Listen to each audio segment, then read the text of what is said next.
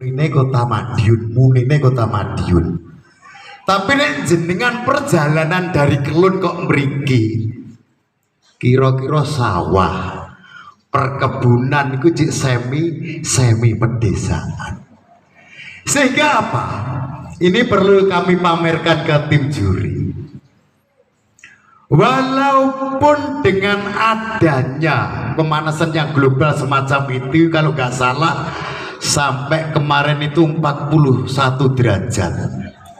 Niku kalau naik bayang nono panasnya jane wis ra umum. Niki walau jam 10 mawon luar biasa panasnya. Sehingga apa? Pepohonan maupun tumbuhan yang berada di Tawangrejo ini kita tidak akan mengalami kebingungan. Artinya pohon-pohon besar dengan panas yang global ini, saya kira untuk Tawangrejo iji adem, udaranya masih segar. Kalau gue bayang Jakarta sih koyok ngoten niku, kira-kira no awake dhewe niku suwesek buge, suwesek. Tapi di Tawangrejo ini jenengan masuk timur niku udaranya masih seger, di sawah masih sehat, dan semuanya pohon-pohon masih rindang dan rimbun. Sebenarnya dengan hal tersebut, ibu tim juri yang kami hormati, tentunya dari Tawangrejo ini juga paling boten kita bisa sama-sama menyelamatkan bumi. Apalagi program dari Kota Madiun ini yang jelas dengan program-program yang kita canangkan setiap tahun akan pulang dengan mengikuti lomba maupun kegiatan khususnya dari ibu-ibu Poja maupun PKK semacam itu. Nah, ibu juri yang kami hormati, sebetulnya di Tawangrejo walaupun tidak ada namanya lomba Go Green and Clean, insya Allah sudah terbiasa. Contoh di RW 1 itu oke. Ya, kapodo mas. Jadi kita wanyar baterainya, tadi rodok penak. Jadi di RW 1 itu dengan tidak kalah pentingnya, ya, tidak kalah pentingnya prinsipnya dari Go Green and Clean itu, yang jelas sejuk, bersih, indah dan sebagainya. Namun yang tidak kalah pentingnya adalah bahan yang sudah tidak terpakai. Nek basa Jepangnya nggih rosokan niku, rosok. Cuma yang didaur ulang itu adalah dari ibu-ibu itu ada bahannya yang dari plastik, sehingga mangke jenengan bisa mersane yang ada di depan dan juga nanti di lapangan, sehingga bank sampah yang berada di RW 1 maupun di RW 6 itu bisa digunakan semacam itu. Artinya bisa mengangkat nilai plusnya kaitannya dengan UMKM jumbo yang dicanangkan oleh Bapak Wali Kota Madiun, bahwa untuk Tawangrejo ini untuk UMKM-nya selama ini semakin ngeremboko. Terus niki nyempal dari itu Bu, nyempal dari itu. Kemudian di Tawangrejo ini punya ikon yang luar biasa. Niki kula pamerne mawon. Ikonnya apa? Di Tawangrejo itu punya ikon yang namanya lele dan kangkung. Oh, ayam bakar panggangnya teng mriko. Artinya dengan adanya COVID-19 yang kemarin itu, untuk warga Tawangrejo tidak mengalami kebingungan. Karena apa? Kangkung itu setelah dipotong Bu, rampung selesai, sampai jalan ke utara, mau dipotong lagi, ini sudah tumbuh lagi, sehingga waktu UMKM-nya Tawangrejo itu berjalan mulus, tidak ada hambatan sama sekali, dan juga lelenya maka dituangkan di dalam batik gini Tawangrejo niku ada yang namanya batik keris dan lele, seperti yang diagem Pak RT menikah sama Pak RW. Kebetulan ini sudah produksi, mungkin gini Ibu sampun wonten kelurahanipun, cuma sini kebetulan ada ikon lele sama kangkung semacam itulah. Maunya saya Bu tim juri mangke mbok pilih jenengan badhe pesen ngoten saged diladosi nggih Bu. Lah mungkin apa perso terus tim juri kondur terus pesen bathike Mbah. Misal ngoten Ibu.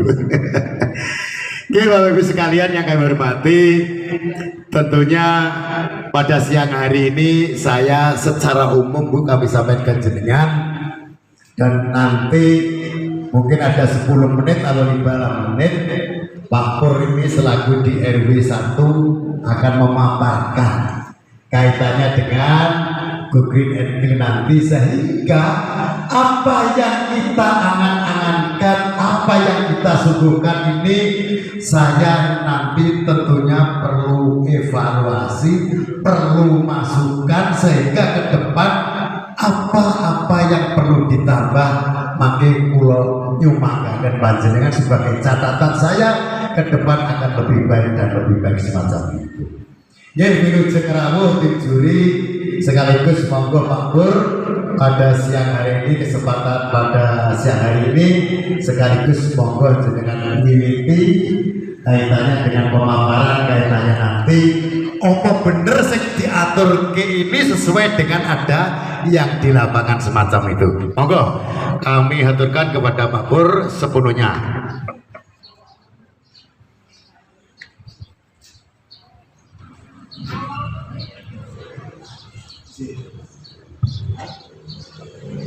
Matur nuwun Pak Lurah, selamat datang kepada tim juri.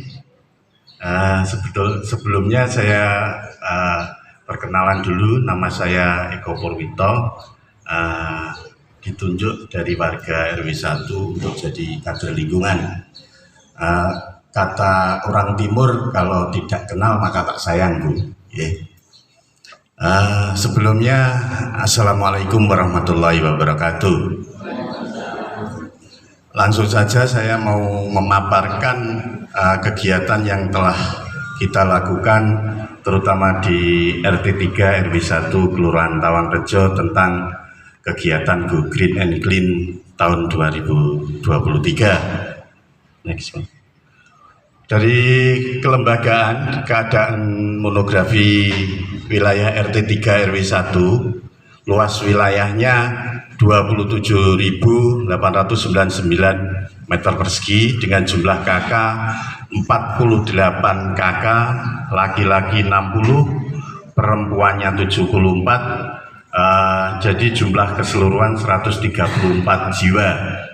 Jumlah balitanya 7, mahasiswanya 31 anak, usia produktif 58 anak, lansianya 38. Itu bonus demografi yang mendukung kita dalam program Go Green and Clean. Next. Berikut dokumentasi partisipasi masyarakat kader lingkungan kita. Kita didukung oleh 12 kader lingkungan aktif dan 12 orang kader yang tadi mendukung kita di depan berupa yel-yel Bu. Untuk jenis bantuan tahun 2022 yang sudah kita terima, berikut ada 4 batang tabib buya yang ditanam di depan, bougainville 2 warna, ada bibit lombok, bibit durian, dan yang mengenai lingkungan untuk tahun 2023, alhamdulillah kita dapat kucuran dana dari pemerintah Kota Madiun untuk saluran air pembersihan sebesar 5 juta per RT. Itu sudah seluruh kota. Kemudian kita lanjut ke buku administrasi yang telah kita kerjakan, yaitu buku administrasi PKK tingkat RT. Kemudian selanjutnya Mas, buku administrasi tingkat RW nanti bisa dilihat di lapangan, di lokasi. ini tumpuan kita.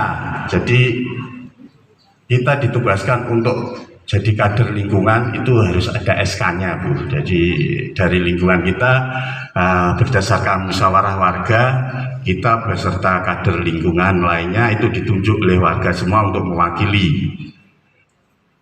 Berikut juga struktur organisasi kader lingkungan di RW 1. Dibawahi oleh penasehat Bapak Ketua RW, tokoh masyarakat, kader lingkungan saya sendiri, dan ada 5 pokja di bawahnya. Next, Mas. Program kerja kader lingkungan di RW 1. Mengkampanyekan budaya bersih dan sehat, mengadakan pelatihan komposting kepada warga, mengadakan pelatihan pupuk cair ke warga, mendistribusikan pupuk cair dan kompos kepada warga, pembuatan bibit tanaman produktif, dan mengingatkan penghematan energi di setiap pertemuan arisan, pelaksanaan bank sampah di akhir bulan. Kelompok kerja ini ada 5, sudah kita tunjuk namanya masing-masing. Untuk Pokja Sampah Bapak Kasmianto, Ibu Mujiati, dan selanjutnya nanti bisa dicek di lapangan. Sekarang 1, Pokja Pengelolaan Sampah. Sampah yang kita kenal itu berawal nomor 1 dari rumah tangga. Dari rumah tangga asal muasal dari sampah, entah itu sampah basah, entah itu sampah kering.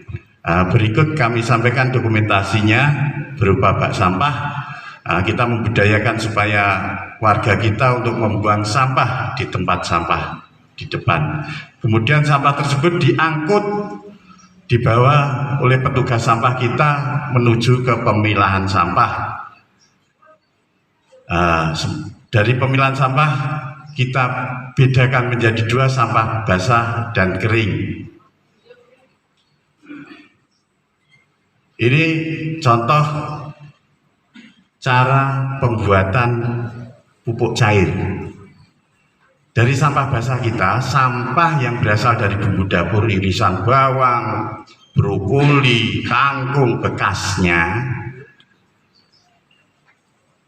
dengan komposisi 1 liter air, 1 tutup botol EM4, dan setengah gelas tetes atau 1 gelas air leri bekas cucian beras, kemudian dilarutkan, masukkan sampah basahnya, kemudian ditaruh bak itu sampai 2-3 minggu, jadilah itu pupuk cairnya. Kembali Mas, kembali.